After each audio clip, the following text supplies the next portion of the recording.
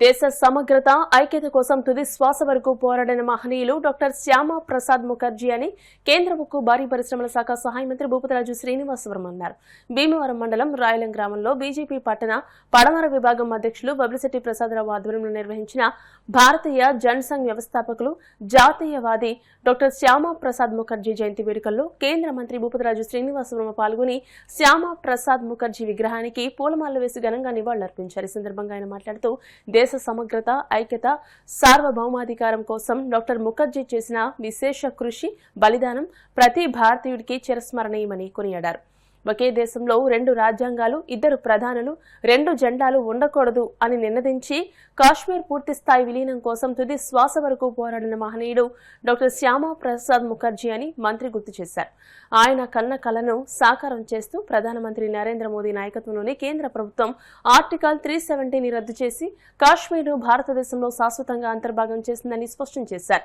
స్వతంత్ర భారతదేశపు తొలి పరిశ్రమల శాఖ మంత్రిగా డాక్టర్ ముఖర్జీ దేశ పారిశ్రామిక అభివృద్ధి వేసిన బలమైన పునాదులే నేడు మన దేశాన్ని ప్రపంచంలోనే శక్తివంతమైన ఆర్థిక వ్యవస్థగా మారుస్తున్నాయని కేంద్ర మంత్రి శ్రీనివాసవర్మ పేర్కొన్నారు.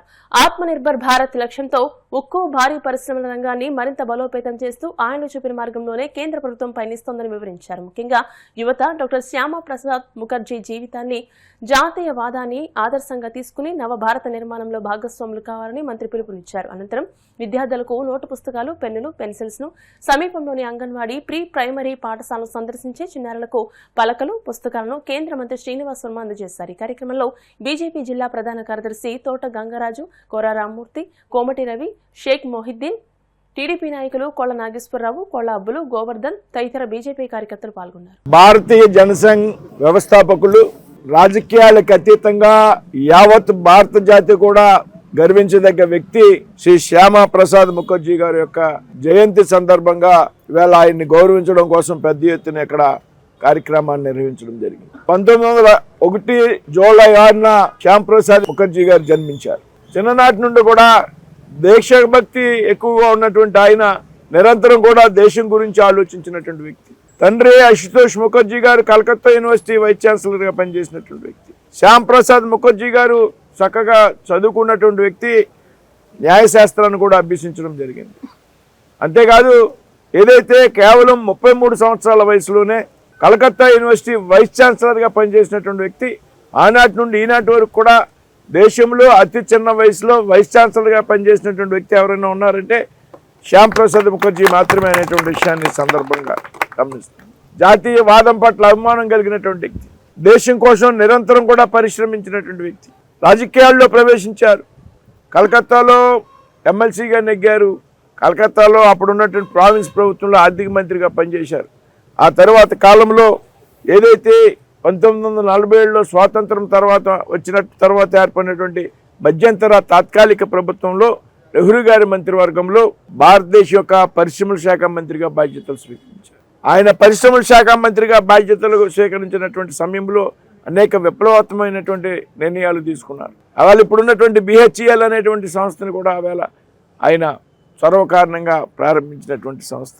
నెహ్రూ గారి యొక్క విధానాలు ఏవైతున్నాయో ముఖ్యంగా కాశ్మీర్ విషయంలో షేక్ అబ్దుల్లా గారి ప్రభుత్వంతో చేసుకున్నటువంటి ఒప్పందం ఏదైతే కాశ్మీర్ భారతదేశంలో పూర్తిగా అంతర్భాగం కాకుండా కాశ్మీర్కి ఒక ప్రత్యేకంగా ప్రధానమంత్రి ఉండాలి, కాశ్మీర్కి ఒక ప్రత్యేకమైనటువంటి రాజ్యాంగం ఉండాలి, కాశ్మీర్కి ఒక ప్రత్యేకమైనటువంటి జెండా ఉండాలని నెహ్రూ గారి ఆలోచనకు విరుద్ధంగా ఆనాడు ప్రభుత్వం నుండి రాజీనామా చేసి భారతీయ జనసంఘ్ని స్థాపించారు శ్యామ్ ప్రసాద్ ముఖర్జీ. ఇవాళ భారతీయ జనతా పార్టీ ఏదైతే ఉన్నదో దాని పూర్వరూపం భారతీయ జనసంఘ్ మాత్రమే.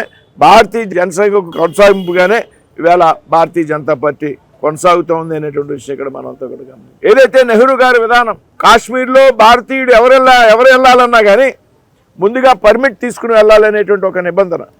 ఏదైతే ఇవాళ మనం ఏదైనా విదేశాలు పోవాలంటే పాస్పోర్టు వీసా ఏ విధంగా తీసుకుంటామో ఆ విధంగా మనం భారతీయులు అన్నప్పటికీ కూడా కాశ్మీర్ వెళ్ళాలంటే ముందుగా ఒక పర్మిట్ తీసుకున్న తర్వాత మాత్రమే కాశ్మీర్ వెళ్ళాలనేటువంటి ఒక నిబంధన. దానికి వ్యతిరేకంగా పెద్ద ఎత్తున సత్యాగ్రహం చేపట్టి కాశ్మీర్ భారతదేశంలో అంతర్భాగం, కాశ్మీర్ పోవడానికి ప్రత్యేకంగా ఏ భారతీయుడు కూడా పర్మిట్ తీసుకోవాల్సినటువంటి అవసరం లేదు. కాబట్టి నేను పర్మిట్ లేకుండా కాశ్మీర్లో ప్రవేశిస్తానని కాశ్మీర్లో ప్రవేశిస్తే అప్పుడున్నటువంటి షేక్ అబ్దుల్లా ప్రభుత్వం ఆయన అరెస్ట్ చేసి జైల్లో పెడితే జైల్లో పెట్టినటువంటి 45 రోజుల్లోనే ఆయన మృతి చెందడం జరిగింది. చక్కటి ఆరోగ్యంగా ఉన్నటువంటి వ్యక్తి జైల్లో మరణిస్తే అది కేవలం విష ప్రయోగం ద్వారా మాత్రమే, ఆయనకి ఒక ఇంజెక్షన్ ఇవ్వడం ద్వారా మాత్రమే ఆయన చంపివేయబడ్డాడు అనేటువంటి విషయం అవేళ రాజకీయ విశ్లేషకుల ఒక అభిప్రాయం. అయితే ఆనాడు భారతీయ జనసంఘ్ పార్టీ డిమాండ్ చేసింది. ఆయన తల్లిగారైనట్టు జోగమయ్యాదేవి గారు డిమాండ్ చేశారు, నా కుమారుడు మృతి మీద విచారణ జరిపించాలని. అయితే నెహ్రూ గారు ఏమాత్రం కూడా ఆయన విచారణ జరిపించకుండా నిర్లక్ష్యంగా వ్యవహరించినటువంటి సందర్భం మనంతా కూడా గ్రహించారు. ఆయన ఒక త్యాగం ఫలితంగా ఏదైతే పర్మిట్కి వ్యతిరేకంగా ఆయన పాదయాత్ర చేసి ఈ దేశం కోసం అసూలు బాల్చారో దాని ఫలితం ఆయన మరణించిన వెంటనే కాశ్మీర్లో పర్మిట్ వ్యవస్థ రద్దు చేయబడింది అనేటువంటి విషయం మనంతా కూడా గమనించాలి. అయితే ఆ తర్వాత కాలంలో భారతీయ జనసంఘ్ ఎమర్జెన్సీ తర్వాత 77 ఎన్నికల్లో దేశంలో ఇందిరాగాంధీ గారిని ఓడించడానికి అన్ని రాజకీయ పక్షాలు ఒకే తాటి మీద రావాలి అనేటువంటి ఆలోచనతో భారతీయ జనసంఘ్ ఏదైతే ఉందో భారతీయ జనసంఘ్కి అప్పుడు అఖిల భారత అధ్యక్షుడిగా వాజ్పేయి గారు ఉన్నారు 77లో. ఆ భారతీయ జనసంఘ్ని జనతా పార్టీలో విలీనం చేయడం, ఆ తర్వాత కొన్ని వివాదాల కారణంగా ఏదైతే భారతీయ జనసంఘకి ఆర్ఎస్ఎస్తో ఉన్నటువంటి సంబంధాలని తెంచుకోలేమనేటువంటి మన నాయకులు చెప్పిన కారణంగా 1980లో జనతా పార్టీ నుంచి బయటికి రావడం, మంత్రి పదవులకు రాజీనామా చేయడం, 1980 ఏప్రిల్ 6న భారతీయ జనతా పార్టీని స్థాపించారు. ఏదైతే 1980 ఏప్రిల్ 6న స్థాపించినటువంటి భారతీయ జనతా పార్టీ ఉన్నదో అది భారతీయ జనసంఘ్ మాత్రమే అనేటువంటి విషయాన్ని మనంతా కూడా గుర్తుపెట్టుకోవాలి. ఏ విధంగా దేశం కోసం కాశ్మీర్ కోసం అసలు బాలినటువంటి వ్యక్తి ఆనాడు నెహ్రూ గారి మంత్రివర్గంలో ఆయన పరిశ్రమల శాఖ మంత్రిగా ఉన్నారు. నా అదృష్టం ఈ సంవత్సరం ఆయన జయంతి సందర్భంగా మరి నేను కేంద్రంలో పరిశ్రమల శాఖ మంత్రిగా ఉంటాను అంటే అది నాకు నా పూర్వజన్మ సుకృతంగా భావిస్తూ మరి ఈ విధంగా శ్యాంప్రసాద్ ముఖర్జీ యొక్క విగ్రహం ఈ ప్రాంతంలో నెలకొల్పినటువంటి వ్యక్తి చాలా సంవత్సరాల క్రితం దాదాపు 15 సంవత్సరాల క్రితం రంగబాబు గారి సహకారంతో చొరవ తీసుకున్నటువంటి వ్యక్తి మల్లికార్జునరావు గారు.